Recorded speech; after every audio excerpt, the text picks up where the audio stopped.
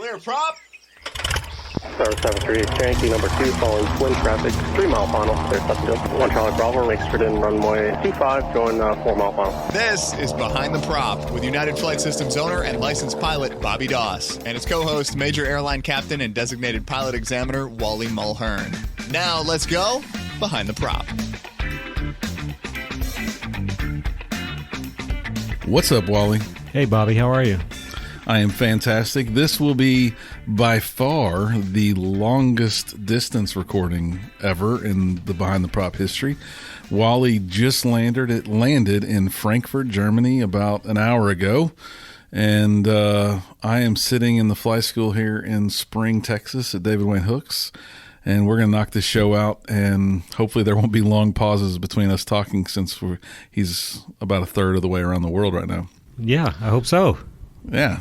Sounds like you're sitting right across from me, so yeah, exactly. We'll knock this out. This week we decided we would take some of our listener questions that we've got over time, throw in some things that some students have asked around the flight school, and kind of do one of those your questions, your answer shows. And some of it will apply to check ride stuff, some of it will just apply to being a good pilot, and we'll talk through these things, give you guys our thoughts and feedback. And then if you guys have thoughts and feedback, please share them with us on social media, or as always, send us an email, bobby@behindtheprop.com or wally@behindtheprop.com. So study group going on today at the fly school. Asked a handful of students some thoughts about what they would ask us if they were able to sit in this room and ask us questions, Wally. So we'll start with those and then jump into some bigger questions that we've got online over time as well. So they were looking for some help with the right question, or maybe the right answer to some questions. And while we talked about it, it was interesting that there was some spins on this question. So what would be their question specifically was, what is the right answer to a question of if I've just lost comms, I'm 4.5 miles from a Delta tower or airport, so they're half mile outside of the airspace, and they've lost comms. Really, it's a full electrical failure. We've talked about that a bunch. But what's the right thing to do, and what's the right answer to the question if said DPE were to ask me this question to do the right thing, be safe, and that's about all they gave me as it relates to the question. So I've lost comms half a mile from the 4 mile ring in a Delta airspace, or approaching a Delta airspace. It is by far my best and safest place to land. What should I do if I can't squawk 7600 and I have not already established two-way communication? Good question. Yeah, well, unfortunately, it's not a black and white question. There are a lot of variables involved here. So we're assuming that we're in a good weather day, and you see the airport. And I think you said that we have had a total electrical failure. So the thing that I think we have to remember is that the regulations around lost comm procedures, the procedures that we have in the regs and in the AIM, were written a really long time ago. The rules, the regulations really haven't changed much since, for sure, the 1970s, because I started flying in the 80s, and so I'm assuming that the things were, written in the 70s for the 80s. But I do believe that the lost comm procedures were probably written maybe as far back as the 1930s and 1940s, where lost comm was kind of a common thing. Radios quit working a lot. The radios weren't solid state back then. They had tubes in them. The airplanes jumped around a lot, and it was very easy for these radios to break back then or quit working. So lost comm without a total electrical failure was kind of common back in the day. And now it's not. I would venture to say that I don't know what percentage of lost comm in the real world, but But most of them, if we can take out user error, if we can take all the lost comms that weren't just simply the audio panel being set up incorrectly, I do believe that the most common reason for lost comm is going to be loss of nav as well. In other words, a total electrical failure. So for me, the simplest, if it were me and I were going into a Delta airspace and I were a half a mile from it and I had a total electrical failure, I would turn. I would not enter the Delta airspace. I would, if I'm 4 miles from my airport, probably pretty low, I'm going to pull out my telephone and I'm going to try to call the tower on my iPhone. If I don't know the tower's number, I'm going to call an FBO there where I'm going. I'm going into JBL Aviation is where I'm planning on parking the airplane and getting fuel tonight. I'm going to call them up. And I'm going to say, hey, I'm an airplane out here. I'm trying to come in. I've lost my radio. I need to call the tower. Do you have the phone number for the tower?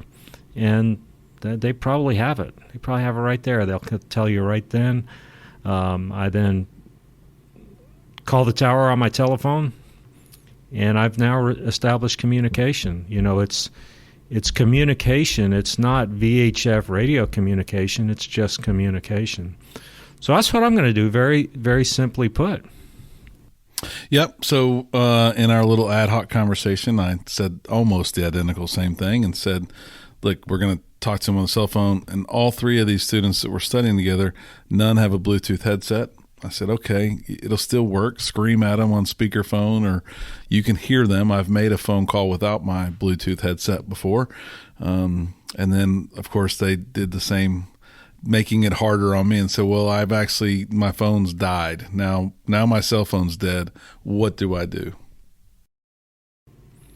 Well, now your cell phone is dead. You're basically allowed to break the rules to the extent needed to meet the requirements of an emergency. So if you need to go in and land there, you think that is the safest course of action. If there's an airport outside of that Class D airspace that I can turn around and go land at, I'm going to do that. I'm going to go back there. I'm going to land there. And again, I'm going to get on the phone. First of all, in the meantime, I'm going to charge my telephone while I'm on the ground at the other airport. And I'm going to make a phone call from there. And I'm going to tell them we're coming in. I had a scenario where I was probably a private pilot many, many years ago.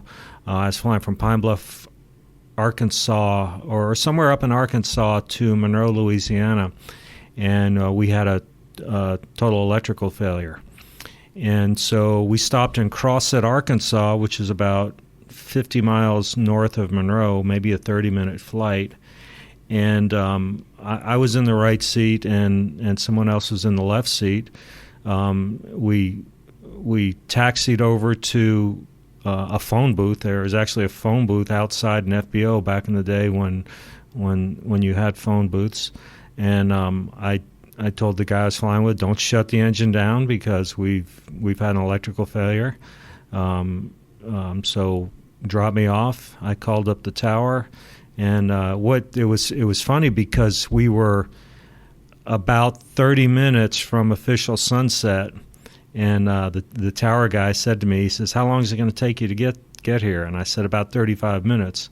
He says, well, we can't let you land without lights. I said, it'll take us 29 minutes. He said, okay, we can let you land. So basically, here I am 52 miles away on the ground, and they basically cleared us in and cleared us to land before we even took off from the other airport. So, we coordinated that way. So that would be my second option. But if that option doesn't exist, go ahead and penetrate that Delta airspace and go in, and you're going to have to look for light signals. Yep. If it's an emergency, then you get to do what you need to do for sure. Okay, changing subjects a little bit, and we'll bounce around a lot here. If a student gets asked a question on a check ride and they don't know the answer, is it okay to say I don't know the answer, but I know where to find the answer? One of the briefing points for my check rides is that the check ride is an open book check ride. The ground portion is open book. Now, I do tell them that just the way it will work, if they have to look up everything I ask them, we're going to be there all day. And so we're probably not going to fly that day. But, there are some things that, just from a time standpoint, that you just need to know. But theoretically, it is an open book. The ground portion is open book. To me, when an applicant shows me that they can find an answer, they might, in certain cases, they might show me more than having just memorized it, because I don't know everything. Nobody knows everything. But, there's the old saying of feed a man a fish, you feed him for a day, teach a man how to fish, you feed him for life. And that's kind of the way I feel with this, is if I ask you about, if the so-and-so is inoperative on the airplane, can we make the flight? A lot of times they spit off this acronym of what's required for day VFR. I don't know what those letters in that acronym mean, but if they say, let me look it up in the regulations, and I'll let you know. I'm perfectly fine with that. All right. I'm sure that makes people a little bit more comforted that they don't have to be a perfect pilot at the private stage, Right. It's unfortunate that the knowledge tests are not open book, but that's just the way it is. Yeah, I'm sure a lot of people would love that to change. So a couple questions similar, so I'll kind of merge them together here. But the question from this study group, all private students, so pretty close to their check ride phases, asked, when is it safe to fly a check ride? What's a DP thinking about the decision to be made about flying safe? And kind of as part of that, a question came up about discontinuing because of an turbulence air med or 15 gusting 30. Like, what are DPEs expecting from a private student as it relates to making the decision possibly, and then what is too much in your hypothetical opinion, I guess, is really what they're asking for there. Yeah, well, I would say 15 gusting to 30 is too much. I certainly would not think most private pilots would be successful in a check ride with the winds 15 gusting to 30. The guidance that we as examiners have from the FAA is that we are not to start a check ride unless we can reasonably expect to finish it. So what does that mean? If it's 200 overcast and forecast to stay 200 overcast all day long, and we start the check ride and we do the ground portion and we get ready to go fly, and lo and behold, it's 200 overcast. Well, obviously we can't fly, and that was probably a bad call on my part for even starting the check ride. So the intent is to finish the ground portion and the flight portion within the same day. Now, we do have some lenience with a discontinuance. We can stop the check ride for somebody getting sick. It may be the examiner, it may be the applicant. Weather is the most common cause for a discontinuance, and then mechanical reasons. And I mean, there could be some other reasons that we're not even thinking about here. Somebody gets a call from home and says, "Hey, the hot water heater exploded. You need to come home. Our house is flooding." That would be a valid reason to discontinue a check ride. My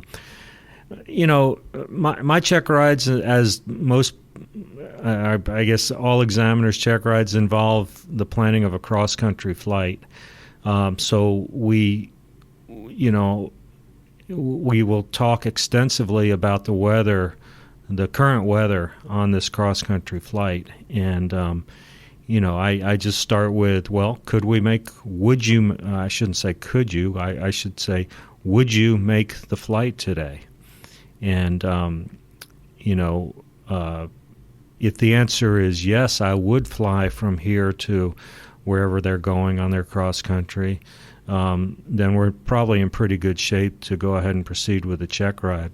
A lot of times they might plan a given altitude on their cross country of maybe 6,500 feet, and the weather today is 6,000 broken everywhere along their trip, along the flight. So we may have to modify the cruise altitude to 4,500 feet or something like that. But one thing that I am looking at is the applicant's ability to make some decisions, and I try to be.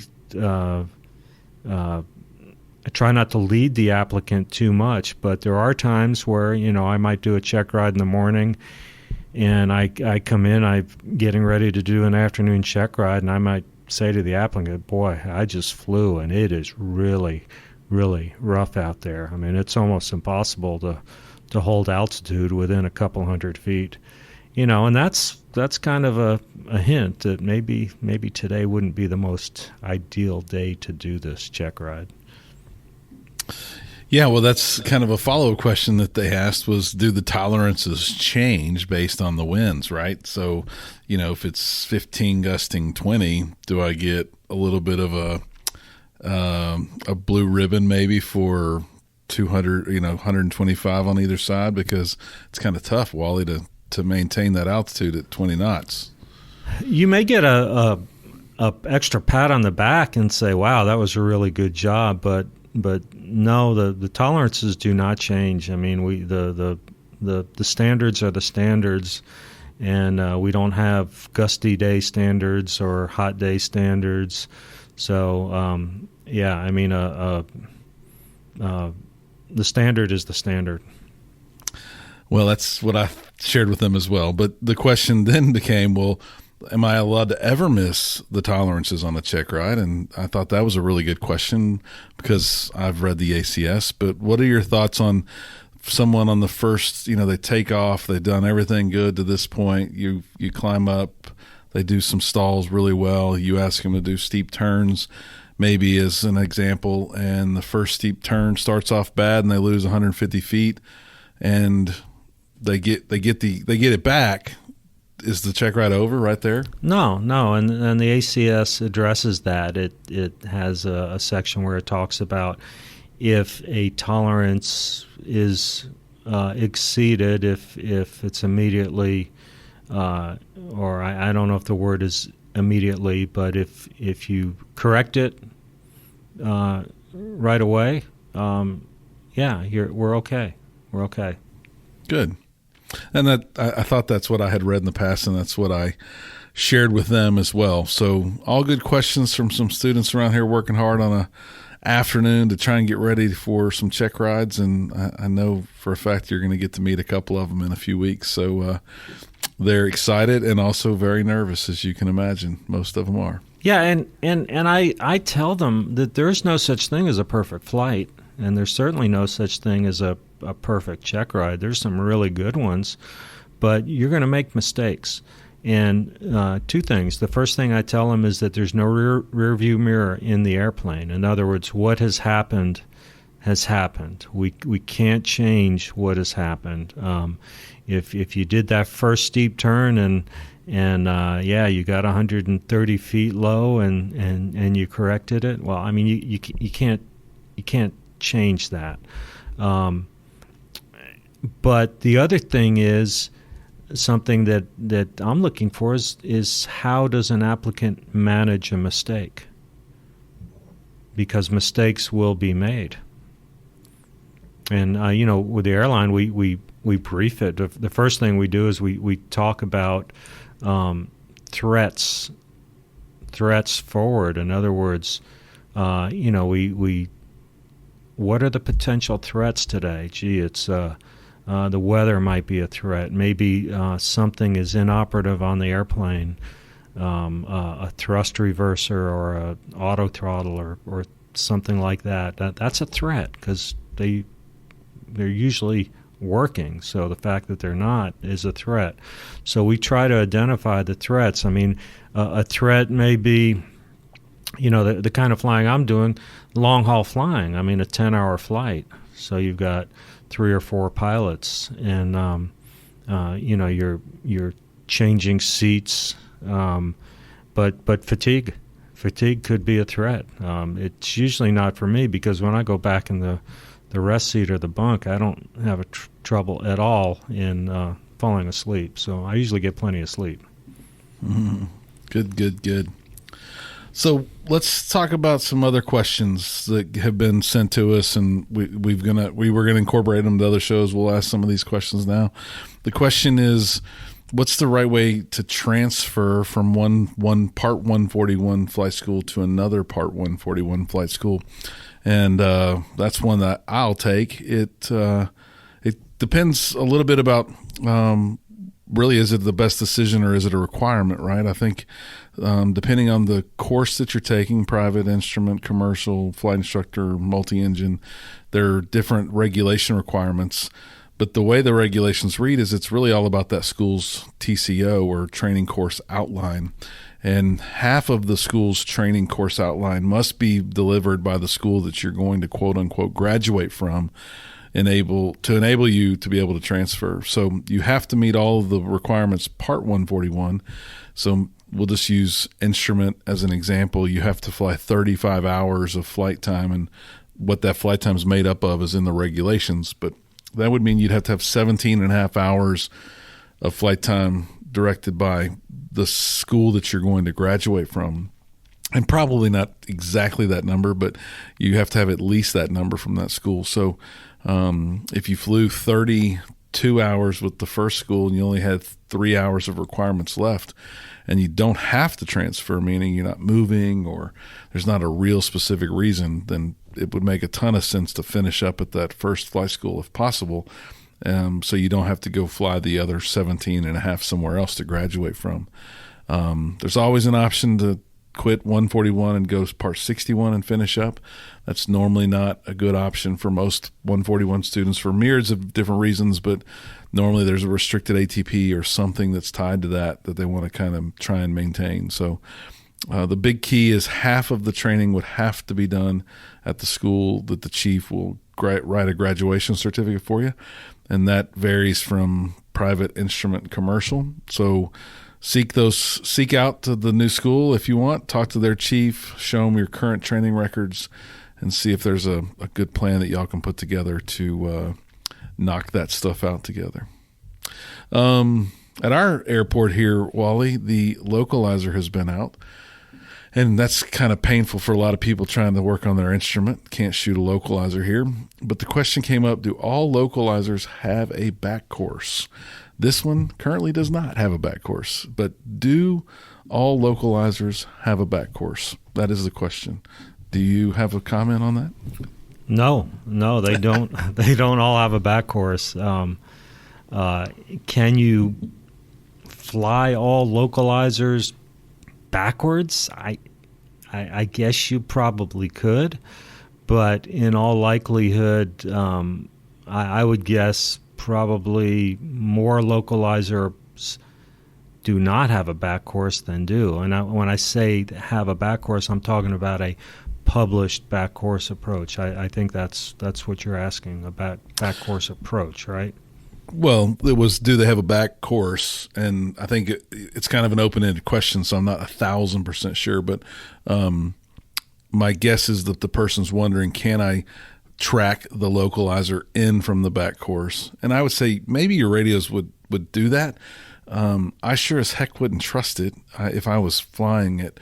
I definitely wouldn't fly it as an approach in IMC conditions if I did not have a published approach for sure. But the radio frequencies are there. They're shooting out signals in the front course. Your radios may pick them up on the back side of that localizer, but I would not trust them unless it was a published back course for that given airport on that given runway for sure. Yeah, I'm not sure I've ever really tried that and played around with it. I can say I have. It does work a little bit, but I don't think it's reliable anywhere near to a point where I would trust it for sure. Yeah. All the instrument approaches are actually test flown. The FAA comes down and I think they use a King Air now, and they're out and they're flight checking these, and you hear them on the radio. The call sign they use is flight check, and that the approaches have been tested in a real airplane under various conditions. So that's a margin of safety that lets you know that, hey, this really does work. So this question came up from an online submitter, and I think I understand their question, but do pilots need to keep endorsements after their check rides?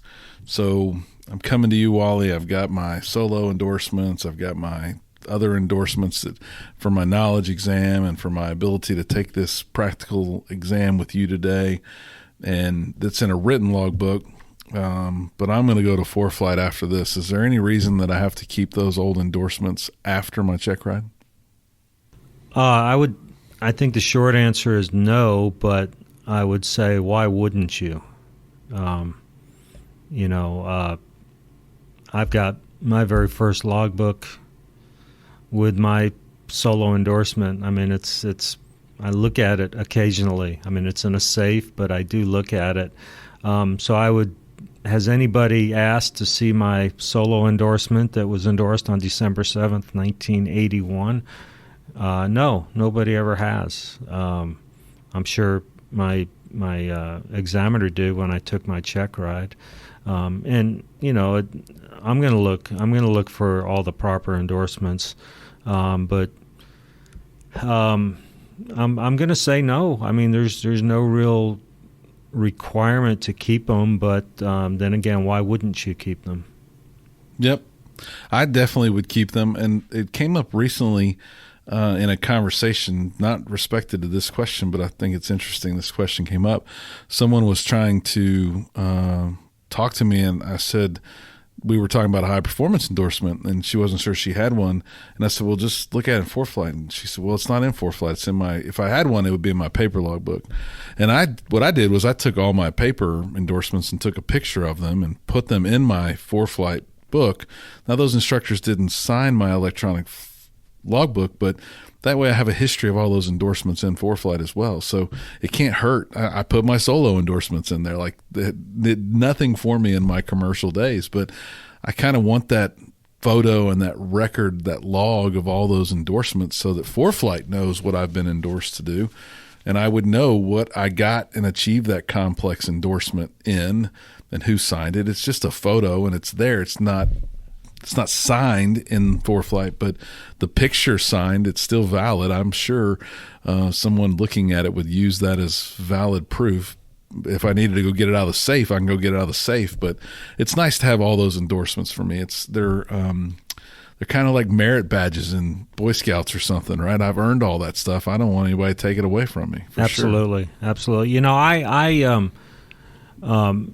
I'm vetting, if you will, an applicant for a check ride and looking through their logbook, I'm not looking at previous ratings or previous certificates. But occasionally I see some weird things on an application. I might have a commercial pilot, a Part 61 commercial pilot applicant, and I'm going through and I'm looking at all the numbers on the application. This is on the IACRA application, and they may have 4.2 hours of solo cross country on the application, and I'll typically say, but they have the necessary pilot and command time cross country I'll usually send the application back to them. I'll say, I'm just looking at this, and with 4.2 hours of solo cross country, you don't even meet the requirements under Part 61 for a private pilot certificate. You got to have a minimum of 5. So, why don't you just go in and make the adjustment to that, just so things are a little bit cleaner. But I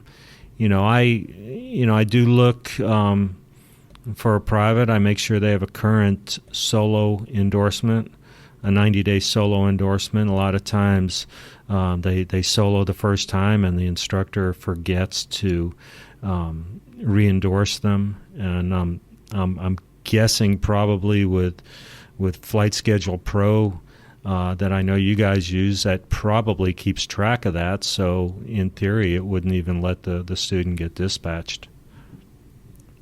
Yes, it would not for our system, and I would think most systems have those checks and balances in place to watch that for people. We have a very rigorous process, as you've probably seen, where we look in logbooks and double check everything as well. So it's like I said, I think it's the merit badges for me. I'm never going to let them go. I'm never going to disregard them, but I don't expect that when I take my CFI check ride one day, they're going to ask me to see my solo endorsements either. So probably not required, but something you might want to hang on to for sure as well.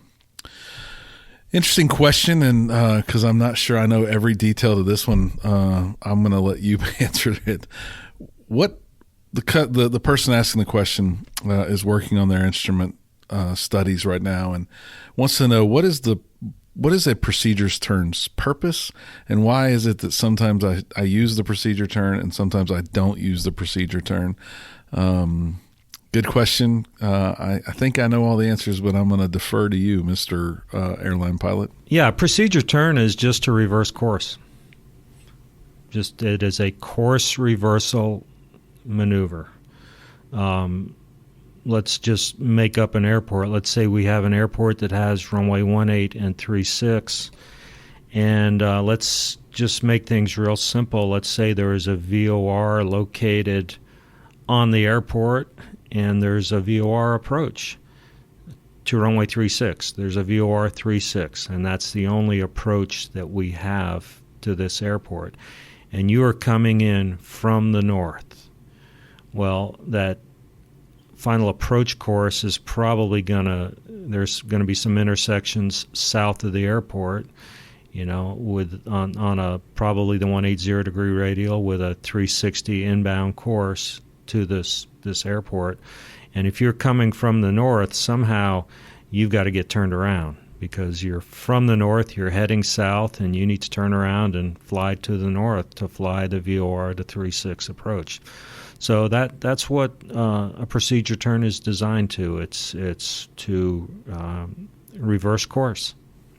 So obviously, if I'm coming from the south and I'm on my course, I'm on my heading, no need to do a procedure turn because I'm already flying that course. No reason to reverse course. Yeah, in general, I would say that's true, but it's all dependent on the approach. It's hard to say that. A lot of times, if you're in an air traffic control environment, they will vector you on the final. If you're talking ATC, they'll give you a heading, turn left heading 320, maintain 2000 till established clear for the VOR 36 approach into airport ABC. And if they do that, then you obviously don't need to do the procedure turn because you're on course. Correct? That is correct. Already. That is correct. But yeah, procedure turn is just getting you to turn around. Awesome. Well, those are all good questions, and I think we're out of time for today. We try to keep these shows around 30, 35 minutes, so we have more questions. We'll do another one of these in the near future. Keep sending us your questions, ask us questions online, and we will try to do our best to cover those on future shows. Wally's a long way from home, but he'll be returning home. Wally, fly safely on your way back, and I will. Stay behind the prop. Thanks for checking out the Behind the Prop podcast. Be sure to click subscribe and check us out online at BehindTheProp.com. Behind the Prop is recorded in Houston, Texas. Creator and host is Bobby Doss. Co-host is Wally Mulhern. The show is for entertainment purposes only and is not meant to replace actual flight instruction. Thanks for listening, and remember, fly safe.